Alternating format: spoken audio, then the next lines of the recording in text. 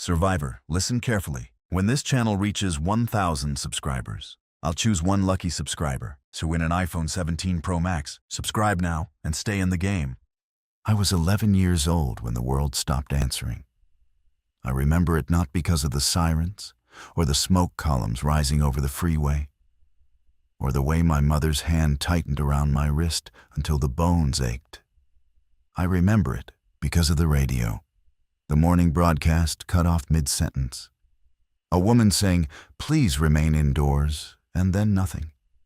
A thin hiss like a kettle left too long on the stove. My father slapped the dashboard. He slapped it again. The hiss did not care. 30 years later, I am 41, and the hiss still lives inside my skull. I hear it under every wind, every footstep on gravel, every breath I take in the dark. The world did not end the way the films had taught us to expect. There were no heroic broadcasts, no presidents in bunkers reassuring the nation. There was only the slow, methodical removal of every voice we had ever trusted, until the silence became its own country, and we were all, without ceremony, its citizens. My name is Adler Vance. I keep a journal because paper does not lie and memory does. I live in what used to be a maintenance shed behind a high school in northern Pennsylvania. And I have lived here, more or less, for 11 winters. Before that I moved. Before that I ran. Before that I was a boy with a father named Emile, and a mother named Joanne, and a younger sister named Petra. And the four of us believed, with the ordinary arrogance of the living, that whatever came next would still include us. The shed has a tin roof that sings when it rains.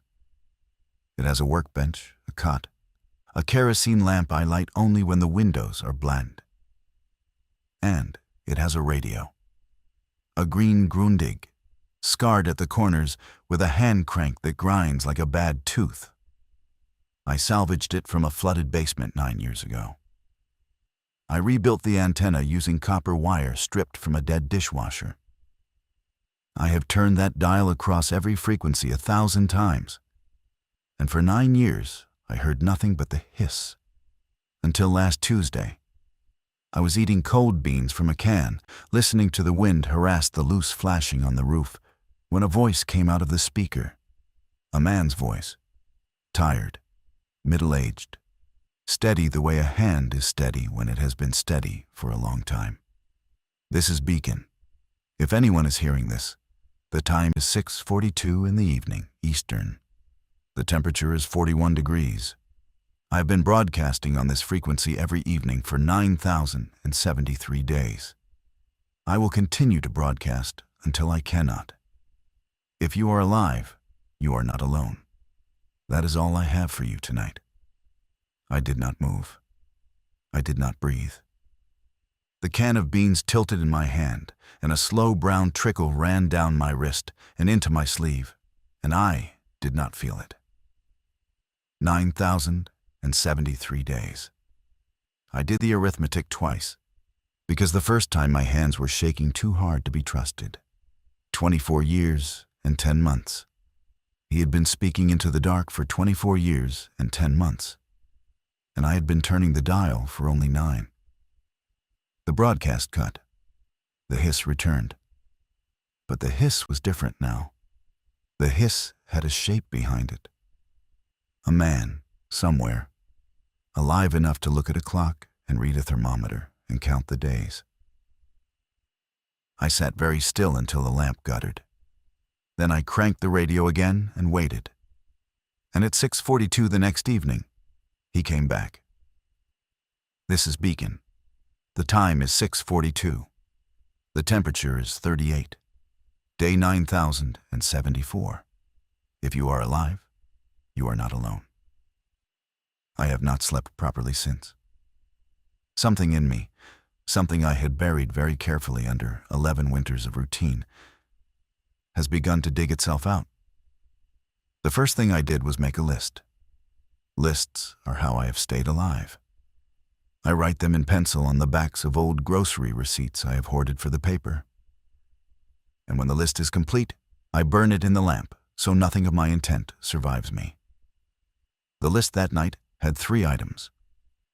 1. Find the source. 2. Decide whether to approach. 3. Decide who I am after I decide. That 3rd item is the one I keep returning to. I have been alone, functionally, for 6 years. Before that, I traveled with a woman named Sasha Brun, a paramedic who had survived the first wave by hiding inside an ambulance for 9 days, breathing through a slit in the door. She taught me how to suture with fishing line. She taught me that infected blood, dried, is still infected for at least 72 hours. She taught me that the worst thing a person can do after the world ends is decide they are owed company. Sasha is buried under a sycamore 3 miles east of here. She did not turn. She simply got old and tired, and one morning she did not wake up. And I sat with her for the better part of a day before I understood that the rasp I was hearing was my own breathing and not hers. After I buried her, I stopped going east. I do not need the reminder. So when the voice on the radio said you are not alone, the part of me that loved Sasha flinched. Being not alone is the most expensive condition a person can purchase in this economy. Being not alone is what gets people killed. Sasha used to say that the infected only take your body. People take everything else, and then your body too. But I am 41, and I am tired in a way that has begun to feel structural. And I have started to forget the sound of my mother's voice. The man on the radio has a voice. He has a clock. He has a thermometer. He has, somewhere, a building with power, or a generator, or solar, or something. And he has been faithful to a discipline of speaking into the void every evening for 9,073 days. Whatever else he is not a man who quits. I spent the next 3 nights triangulating. I dragged the Grundig up onto the roof of the shed and turned it slowly, marking the strongest signal with chalk on the tin. The needle pulled north-northwest. I checked it against the old battery-powered compass I keep wrapped in oilcloth in the workbench drawer. North-northwest. The direction of the dead cities. The direction I have spent 30 years not going. On the 4th night, I heard the dog. It was not a dog of mine. I have not kept an animal since the gray winter, when the herds came through and I had to choke a setter named Mercer to keep him quiet under the floorboards while the infected scraped the siding above us. I have not been able to look a dog in the eye since. But there it was, somewhere out past the football field.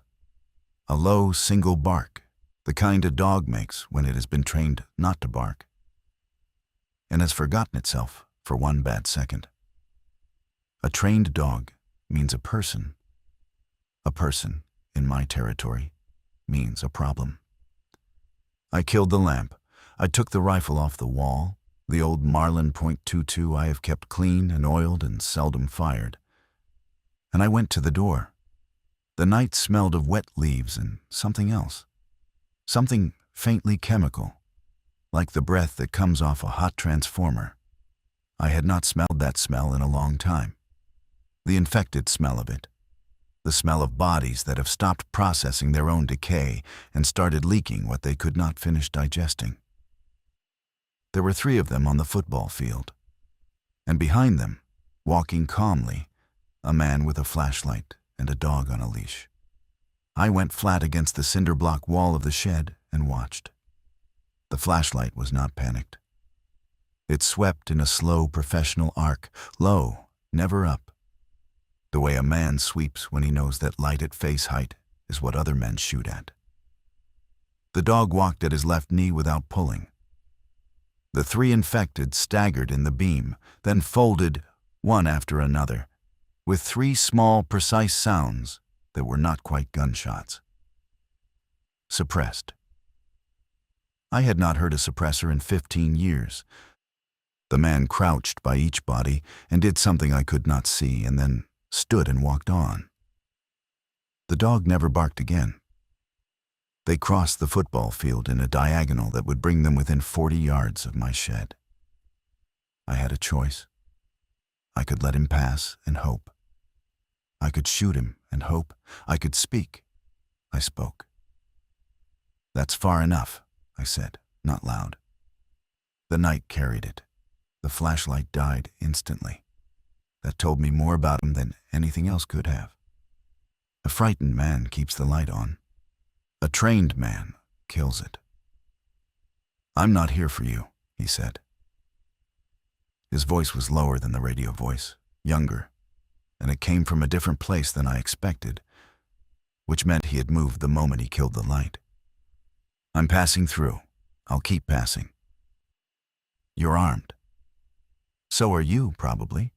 We can both keep being armed and both keep walking." "What's the dog's name?" A pause. I had not asked it to be friendly. I had asked it because a man who lies about his dog lies about everything. "Juno," he said. "Juno," I repeated, so the dog would hear it, and the dog made a small sound that was almost a whine, and I knew he had not lied. "I'm going to stand up," I said. "I'm going to keep the rifle pointed at the ground. You're going to do the same with whatever you're carrying. If either of us changes our mind, we both lose. Agreed?" "Agreed." I stood. He stood, 15 yards out, a tall shape in a long coat with a pack high on his shoulders and a short rifle slung muzzle down. The dog sat at his knee. Even in the dark, I could see she was a shepherd, gray-faced with age, and that her ears were forward but soft. "You came from the south," I said. "Mostly." "You're going north." "Mostly." "To the broadcast." He was quiet for a long moment. Then he said, "How long have you been hearing it?" 8 nights. "I've been hearing it for 2 years. I started walking 11 months ago. I'm 3 weeks out by my map." He paused. "You're closer." "I haven't decided to go." "That's fair." We stood there in the dark like two animals that had agreed, provisionally, not to be each other's dinner. I asked him his name. He said it was Cassian Wolf. I said mine was Adler Vance. We did not shake hands. We did not come closer. He asked if I had water. I said I had a creek behind the school. He asked if he could fill his bottles in the morning and move on. I said he could fill them now and move on tonight. And he laughed, a single soft exhale, and said that was fair too. He did not move on. We sat 10 yards apart on the cold grass, and we talked quietly for 2 hours. He told me about a city he had passed through where the infected had organized themselves into something that resembled a pattern. A slow circling of a fixed point, like water going down a drain. He told me about a woman in Maryland who had taught him to read tracks. He told me about the broadcast and what he thought it meant, and what he was afraid it meant. And by the time the eastern sky began to gray, I had decided, without quite admitting it to myself, that I was going to walk north with him. We left at dusk the next day. Cassian insisted on dusk. He said the infected in this region moved more at dawn and noon, that the heat brought them out the way it brings out flies, and that the cold of evening slowed them into something almost manageable. I did not argue. I had spent 11 years not learning the patterns of the country beyond my football field, and he had spent 11 months walking through it. I took less than I thought I would. The marlin, of course, and the 47 rounds I had counted and recounted. A bedroll, a change of socks. The Grundig, wrapped in a towel and strapped to the top of my pack so I could hear the broadcast each evening without unpacking.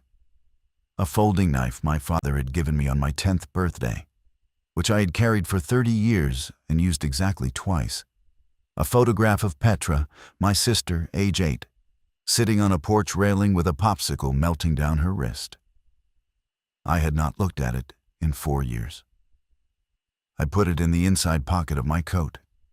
Cassian watched me close the shed door and lock it, and he did not comment on the lock. That was one of the kindnesses I came to associate with him. He understood that the lock was not about security. It was about telling myself I might return.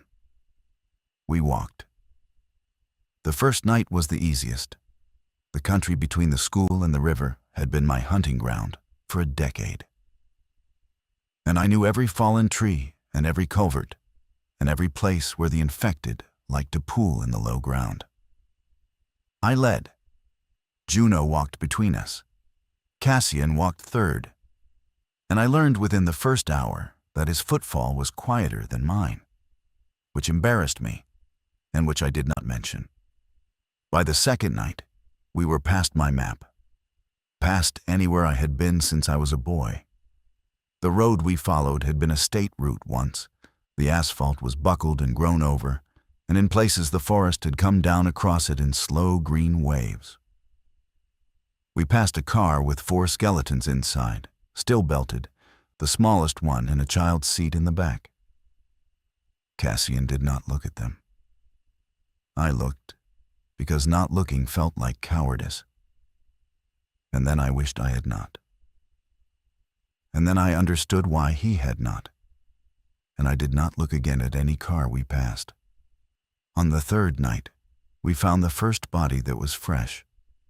It was a man, maybe 60, lying on his side in the middle of the road, as if he had simply lain down to rest. His coat was good. His boots were good. There was no bite, no scratch, no obvious wound. Juno would not go near him. That was what told us. Plague, Cassian said. I thought the plague burned out 20 years ago.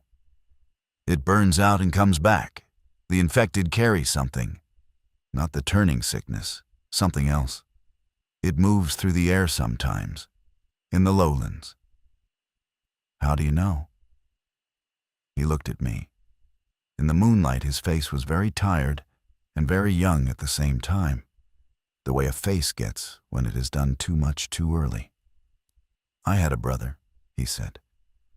We went through a town in Ohio. He breathed wrong air. He was dead in 9 hours. I was fine. That's all I know. We went around the body in a wide arc. We did not speak for a long time after that. I thought about Petra, about the popsicle, about the porch. I thought about how many ways there were to lose a brother or sister, and how the world had invented new ones, with the patience of a craftsman. That night, at 6:42, I unwrapped the Grundig and we listened together. Cassian closed his eyes when the voice came on. Juno laid her head on his boot. This is Beacon, day 9076. The temperature is 33. If you are alive, you are not alone. Cassian opened his eyes. He sounds tired tonight, he said. I had not noticed. I had been listening for the words. He had been listening for the man. On the 5th night, the weather turned.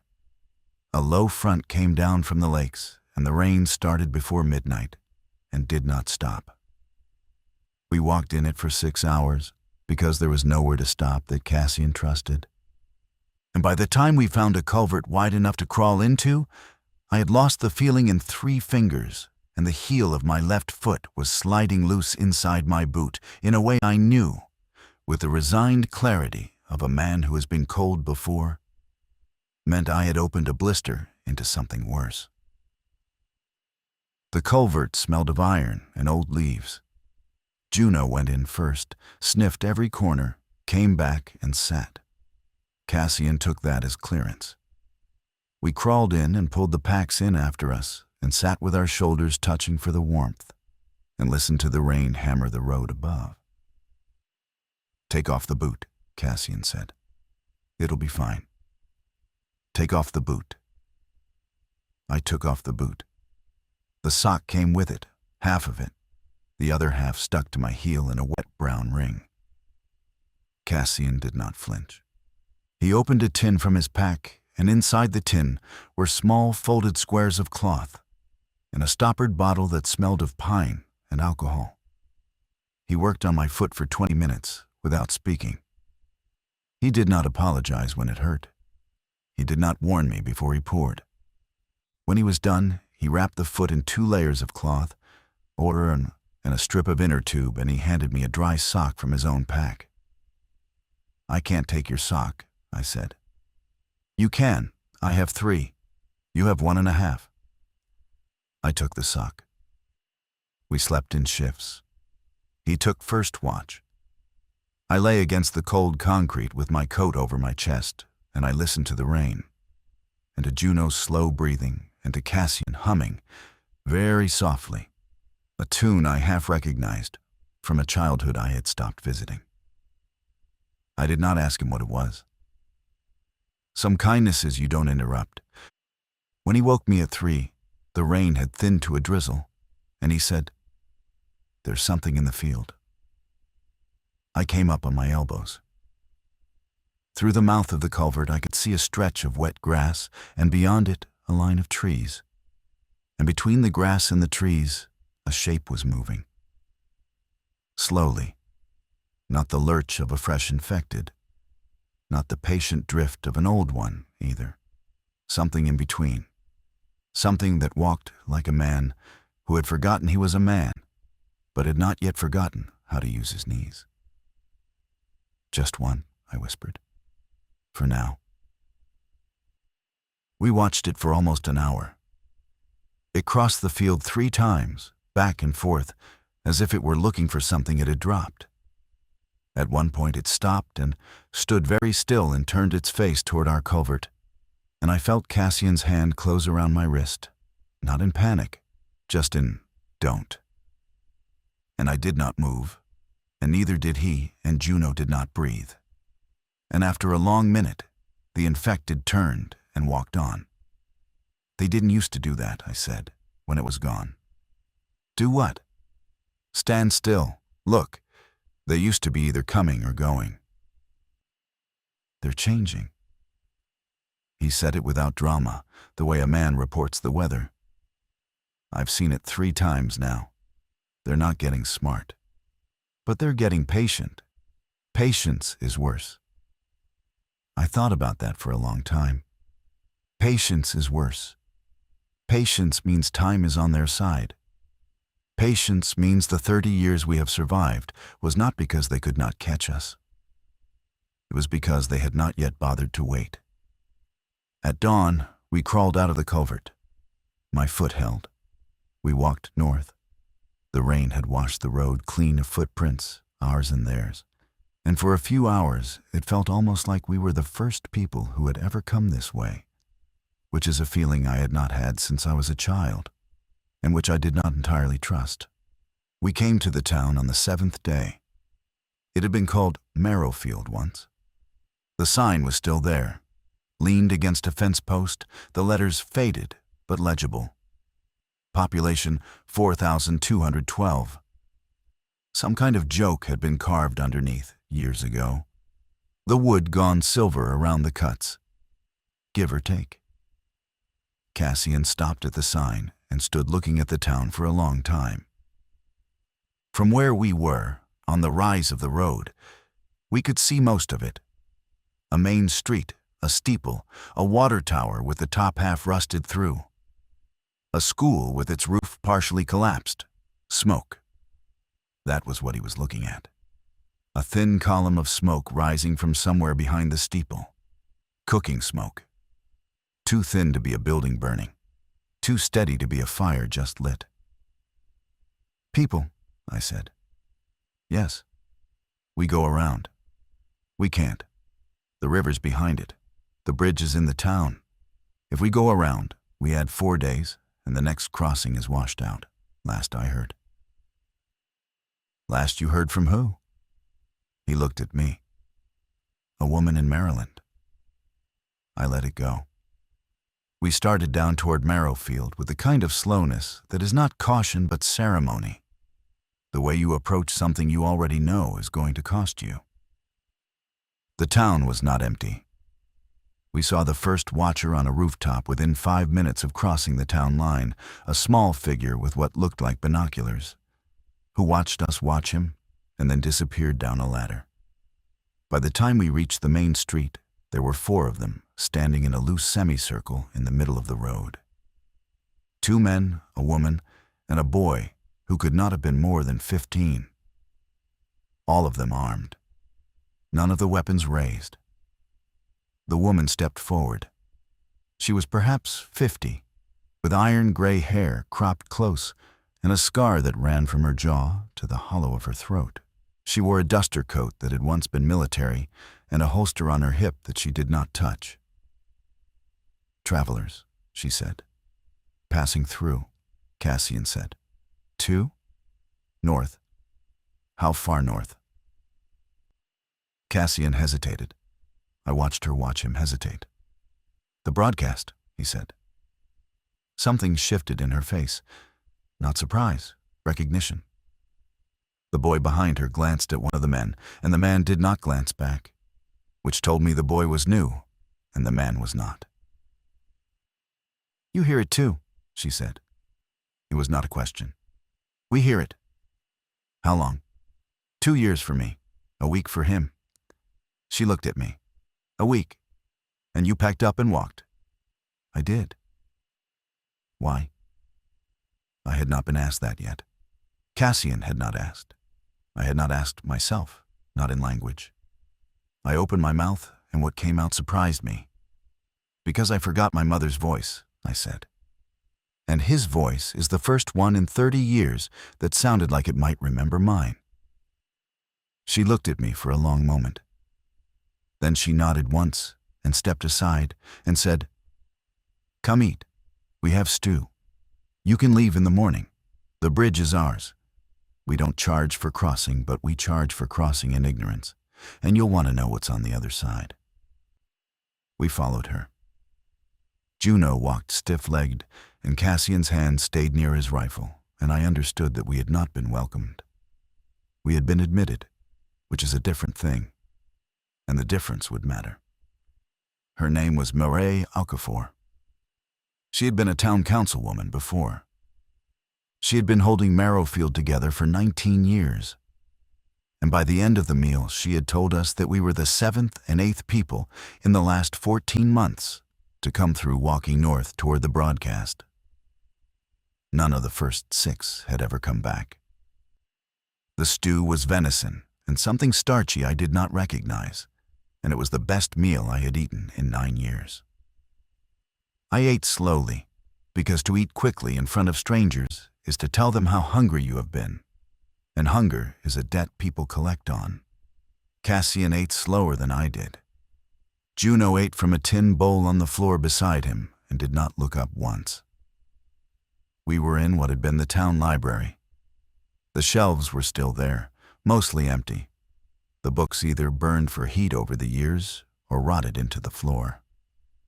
The center of the room had been cleared and set with long tables. Maybe 30 people ate with us. They did not stare. That was the courtesy of a town that had learned, over 19 years, that staring at strangers is how strangers become enemies. They glanced. They returned to their bowls. The children, of whom there were perhaps 8, were the only ones who looked openly. And even they looked the way children look at weather. Mireille sat across from us. The boy from the road, whose name was Tomas, sat at her left. The 2 men were elsewhere, at the doors, doing the work of being at doors. 6, she said when the bowls were empty. 6 walked through here in the last 14 months. The first was a man named Halloran. He was 60, maybe 65. He had a wife who died the winter before, and he said the broadcast was the only voice he could stand to hear anymore. He left in the morning. We sent a scout 3 days behind him, the way we send scouts behind everyone who goes north, because we like to know what the road is doing. What did the scout find? Halloran's pack, his boots, no body, no blood. The pack was set neatly beside the road with the straps folded. The boots were paired. Cassian set his spoon down. The second was a woman named Inez. She left 2 months after Halloran.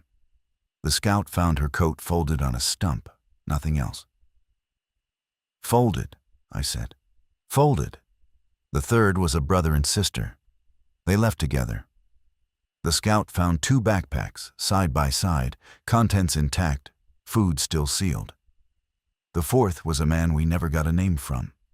He wouldn't speak. He pointed north, and we let him go. The scout found his hat. And the fifth and sixth? The fifth was 4 months ago. A man named Asher Loomis. He had been with us for 2 years. He heard the broadcast on our radio, and within a week he was packed. He was my friend. She said it flat, without grief. The way you say a thing that has already cost you all the grief it is going to cost. The scout found his rifle, cleaned, oiled, leaned against a tree, muzzle down. And the sixth? The sixth was 3 weeks ago. A young woman, pregnant. She told us the voice on the radio was her father's. We tried to keep her. She left in the night. The scout has not come back yet. We sat in the kind of silence that has weight. I could hear Juno's slow breathing under the table and the small clatter of dishes being cleared at the far end of the room and the wind working at a loose pane of glass somewhere above us. "You think the broadcast is a trap?" Cassian said. "I think the broadcast is something. I don't know what. I know that whatever it is, it does not leave bodies. It leaves objects. It leaves the things a person was carrying, arranged with care. That is not how the infected take people. That is how people take people." "Or how a person chooses to be taken," I said. She looked at me. "Yes, that too. Have you ever sent anyone to find out? Not a scout 3 days behind.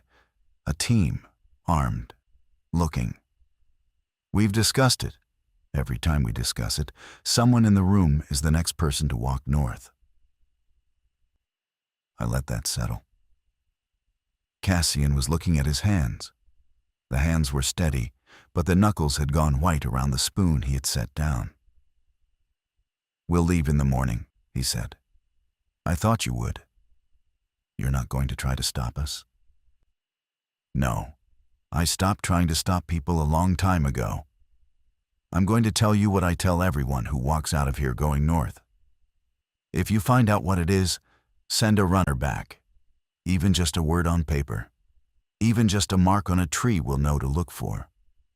Don't make us be the town that watches people disappear and never learns why." Cassian nodded. I nodded.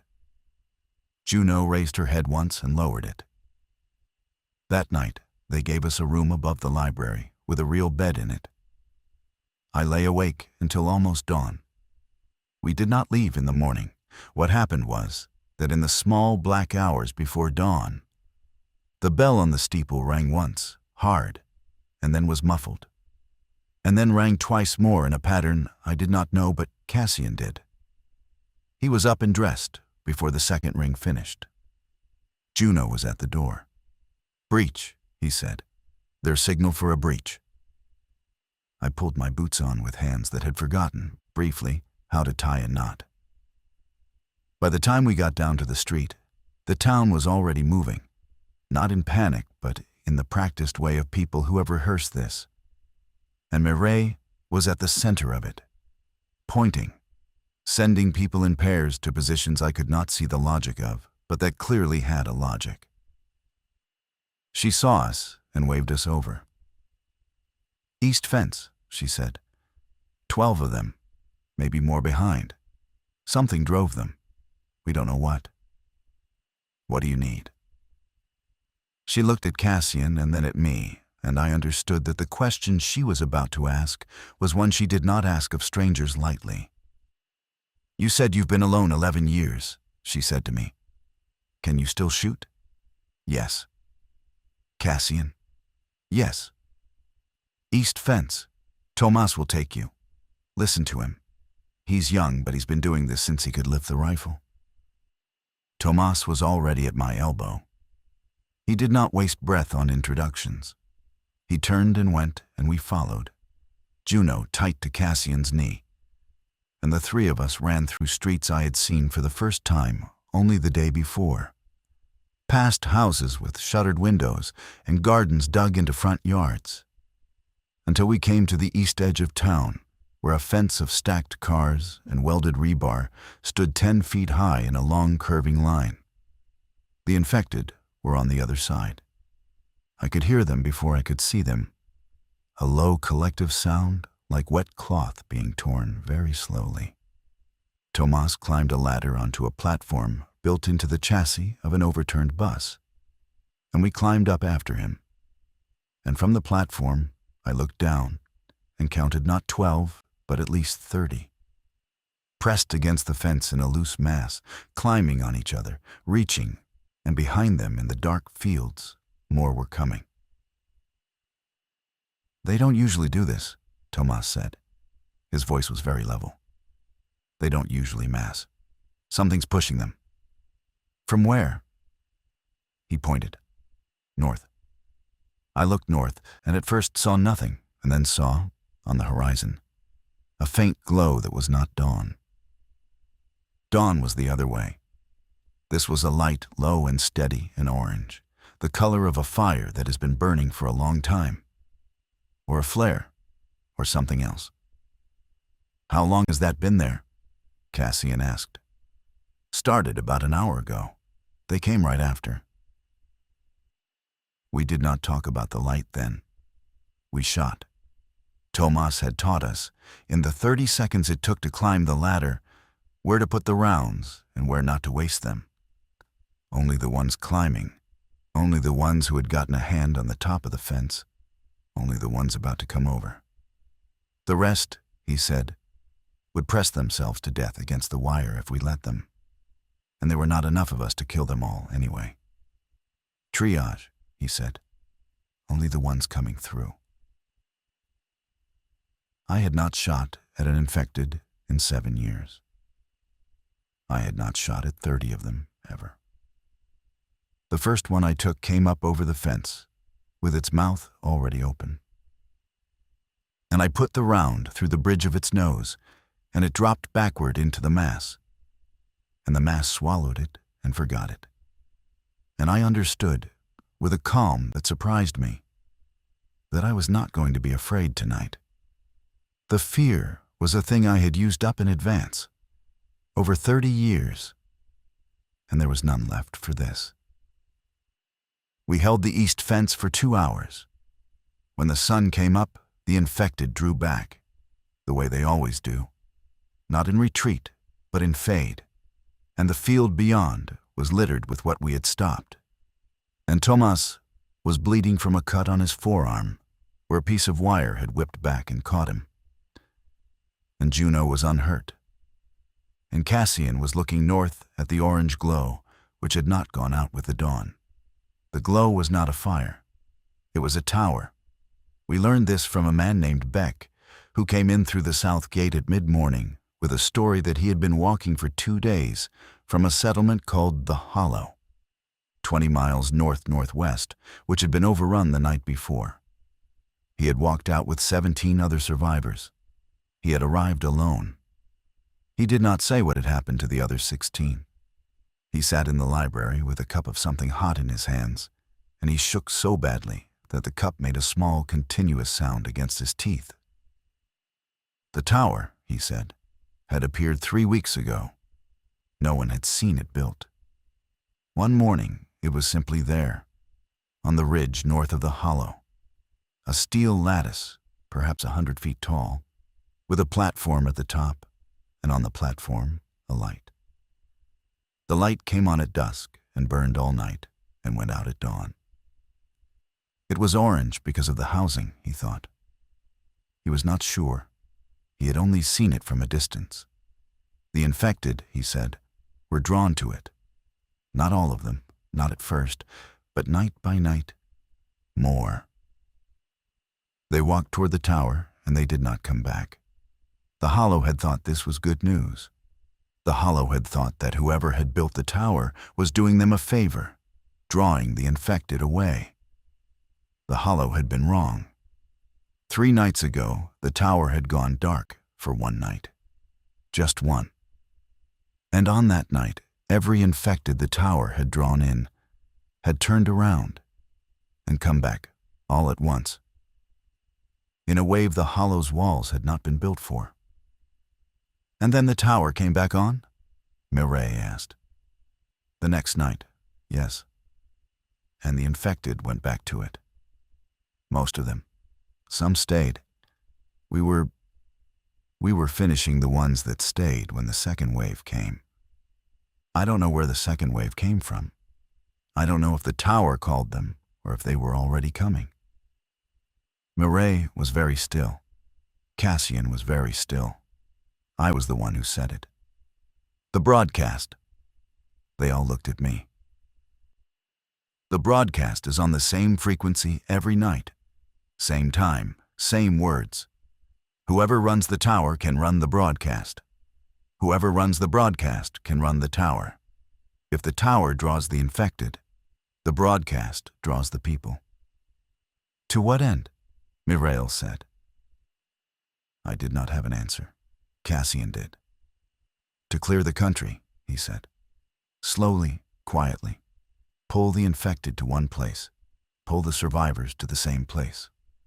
Whatever happens at that place happens to both. The country empties. Whoever is doing it has the country. That's a lot of patience, Mireille said. 24 years and 10 months of patience. The room was very quiet. Beck was still shaking. Juno was lying across Cassian's feet. Outside, the wind was picking up, and somewhere a shutter was banging in a rhythm that did not quite match itself. We can't go, I said. We can't walk into that. We can't not go, Cassian said. If we don't go, we don't know. If we don't know, we tell no one. The next person who hears the broadcast walks north and folds their coat on a stump. And that's the end of it. Forever. Then we don't go alone. He looked at me. Then he looked at Mireille. She looked back at him for a long time. Then she looked at Thomas, who was standing by the door with his arm freshly bandaged. And Thomas, who was 15, lifted his chin once in a gesture that was not bravery and not stupidity, but the simple, cold willingness of someone who has already decided that his life is going to be spent somehow. I can give you 4, Mireille said, including the boy if he insists, and he will. We leave at dusk tomorrow. We take the bridge. We do not split up. If we find what we think we'll find, we do not negotiate. We do not bargain. We do not listen to the voice. Agreed? We agreed.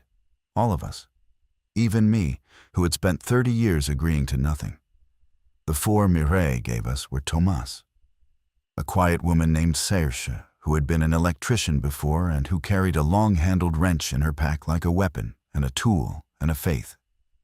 A man named Devereaux, who had been with Mireille from the first winter and who walked with a limp that did not slow him, and Mireille herself. Mireille had not said she was coming. She had simply, when we mustered at the bridge at dusk, been at the front of the line. I did not ask her why. I think I knew. Asher Loomis, the friend whose oiled rifle had been leaned against a tree, had been a debt she had carried for 4 months. And debts in this country are paid by walking. The bridge over the river was longer than I had expected, an old steel truss that hummed when the wind came down the valley. Halfway across, Serge stopped and put her hand on one of the rivets and closed her eyes for a moment. And I understood she was listening to the bridge the way some people listen to a heart. She nodded. We walked on. We covered 11 miles that first night. We did not speak much. Cassian took point with Juno, Mireille walked second, then Devereaux, then me, then Serge, then Thomas at the rear. Thomas at the rear was Mireille's decision, and I do not know whether it was because he was the youngest and she wanted him farthest from the front, or because he was the best shot and she wanted him where he could see everything. Possibly both. Mireille rarely did one thing for one reason. At dawn, we found a barn that Devereaux knew. We slept in the loft. I dreamed, for the first time in years, of Petra. She was 8, and she was sitting on the porch railing with a popsicle, and she said, "Adler, you forgot to lock the door." And I said I didn't. I always lock the door. And she said, "Not that door." And I woke up with my hand on the photograph in my inside pocket and the certain knowledge that I had walked away from something I had not finished thinking about. The second night, we saw infected for the first time on the road. 3 of them walking, not toward us, toward the tower. We let them pass at 100 yards, and they did not turn their heads. They walked with the slow, steady purpose of people going to work. Cassian and I exchanged a look. I had never seen the infected walk like that. Not toward anything specific. Not for that long. The third night, the road began to climb. We were in the foothills now, and the tower was visible from the ridges, a thin black mark against the sky by day and a clean orange star by night. By my count, we were 8 miles from it. By Devereaux's, 6. We deferred to Devereaux. It was on the third night that we lost Saoirse. It was not dramatic. That is the part that haunts me. There was no horde, no ambush, no scream. We were crossing a creek, and she stepped on a stone that turned, and her foot went down between 2 larger stones, and her ankle snapped with a sound like a dry branch. She did not cry out. She sat in the cold water and looked at her foot and then at us, and she said, "I can't walk on this." We knew what that meant. She knew what that meant. We were 3 nights from Marrowfield, 3 nights of hard country, and even if 2 of us carried her back, the other 3 could not safely go on. And going on was the point. Mireille knelt in the water beside her. They spoke quietly. I did not hear what they said.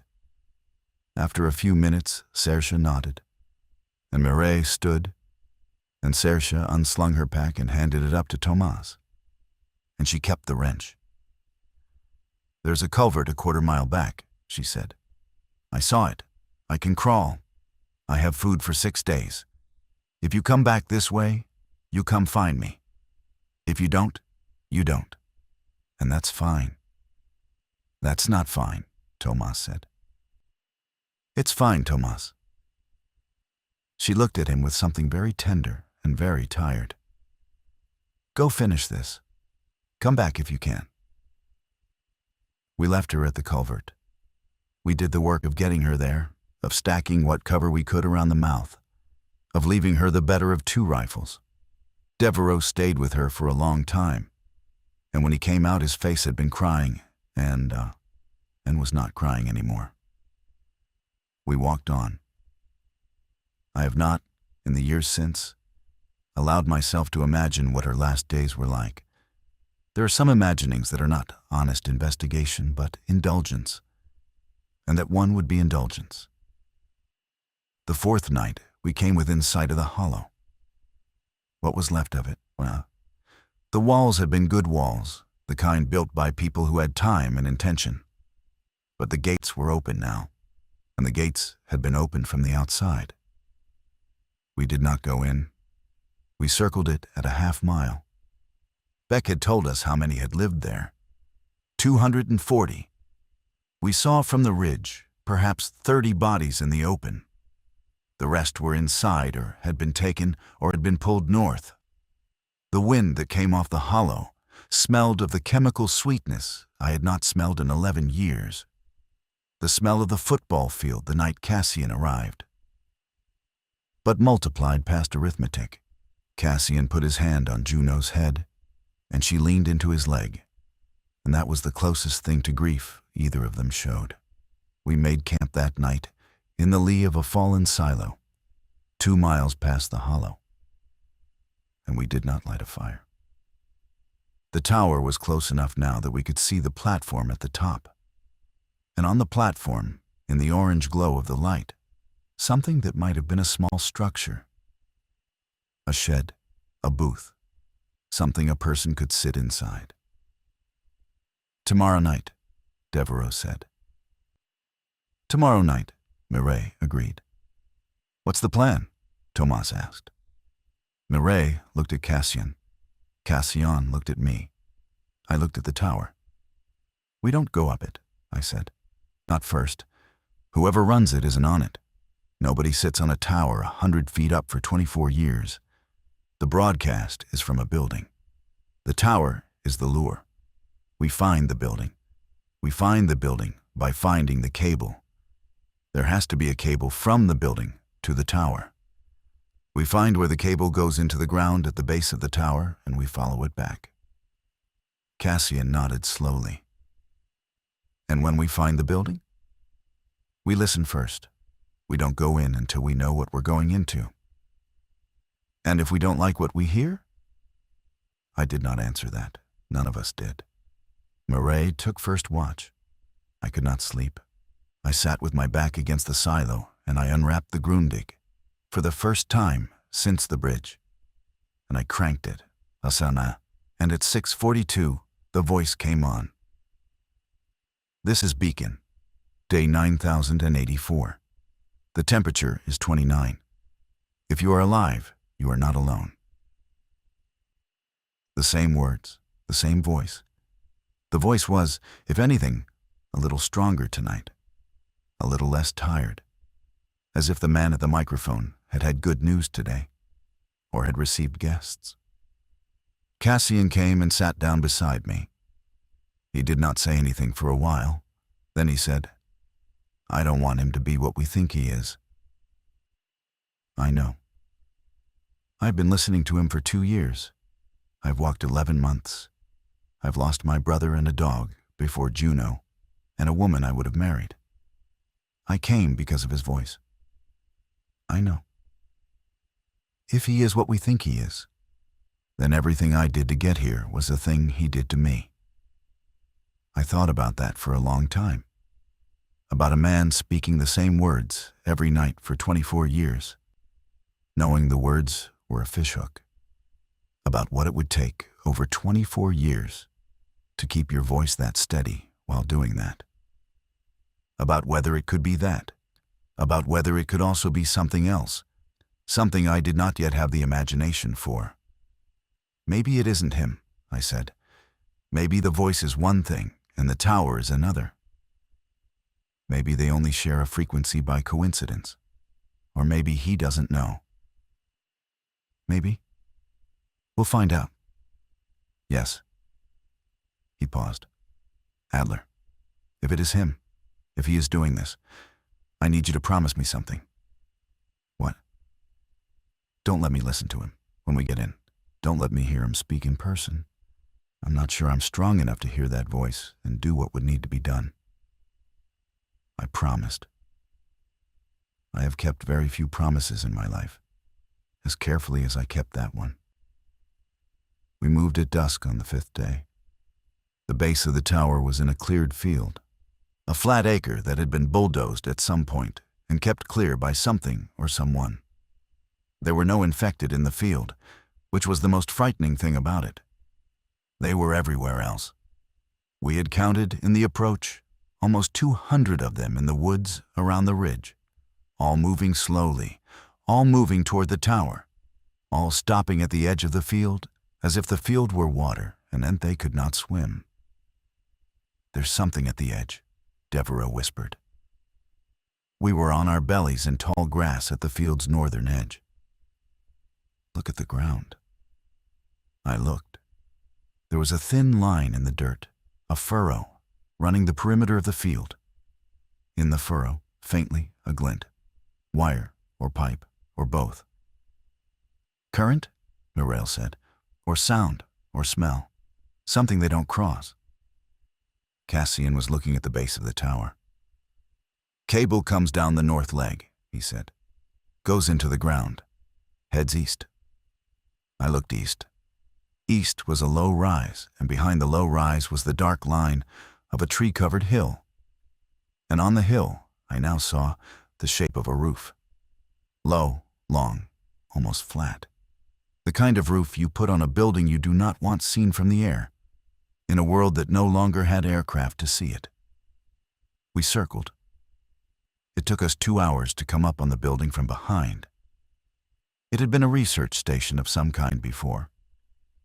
There were faded letters on a sign that we read with the last of the dusk. State Agricultural Extension, Soil and Water.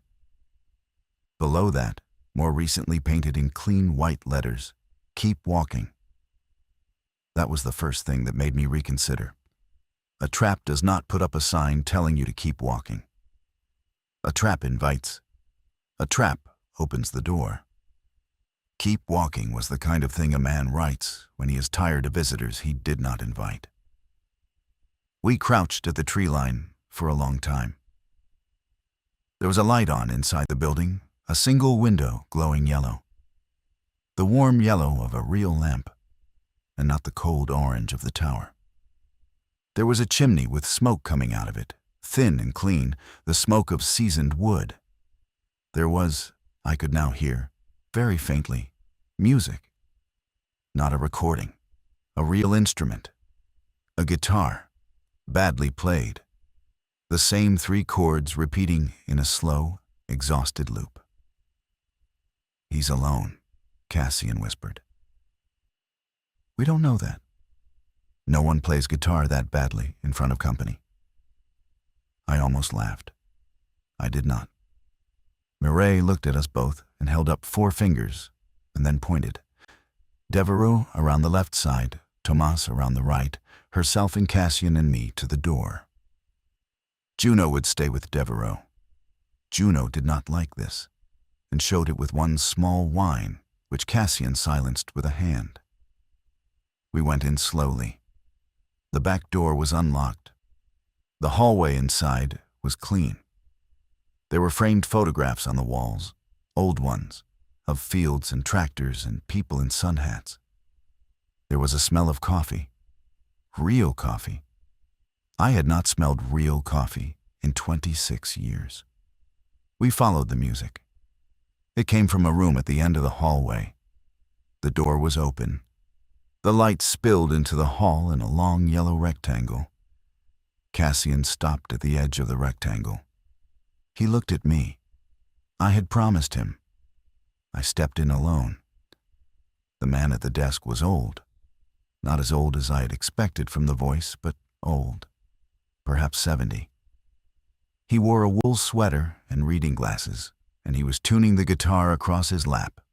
Not playing it now, just tuning, with the patient attention of a man who did not expect to be interrupted, but had prepared, perhaps for decades, to be. On the desk beside him was a microphone on a stand and a wall of equipment that I half recognized as transmitter gear. Behind him, on the wall, was a calendar. The calendar had been kept up. Today's date had a small pencil mark on it. So did every previous date, back through pages I could not see. He looked up. He saw the rifle in my hands. He set the guitar down very carefully against the desk. He took off the reading glasses and folded them and set them on the desk beside the guitar. "Oh," he said. His voice was the voice from the radio. "Oh, you came in the back." I did not lower the rifle. "The tower," I said. He looked at me. He looked for a long second, profoundly confused. Then his face changed. "Oh no," he said. "Oh no. You think, oh, son, sit down. Please, I'll tell you everything. But please sit down. I have been trying to warn you. I have been trying to warn you for 3 weeks." His name was Hollis Van Meer.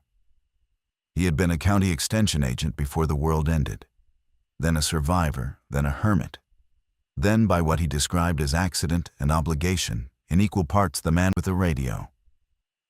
He had inherited the transmitter from a woman named Della Ruiz, who had built it in the second year of the outbreak, and had broadcast on it every evening until her death in year 6, when Hollis had walked in through the same back door we had used and found her at the desk and the microphone still warm.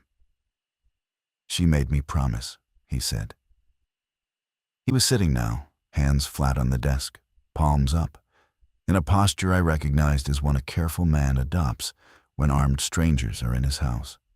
"She made me promise to keep doing it, every night, same time, same words." She said the words mattered less than the consistency. She said somewhere, someone was setting a watch by us.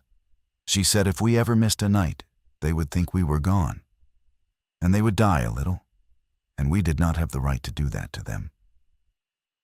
Murray was standing behind me now. Cassian was in the hallway. I could feel him there, listening, holding to the promise. "The tower," I said again. "The tower is not mine. The tower is not Della's. The tower went up 3 weeks ago. And I've been trying, on this microphone, to warn anyone within range that it is not me. That whoever built it to use my signal. That when the light comes on and the broadcast goes out at the same time, people think the broadcast is calling them, and the infected think the light is calling them. And they all walk toward the same place, and the same people end up dead. Then change the broadcast." He looked at me with something that was not anger, but was related to anger by blood. "Son, I have changed the broadcast. Every night for 21 nights, I have changed it. I have said, do not come north.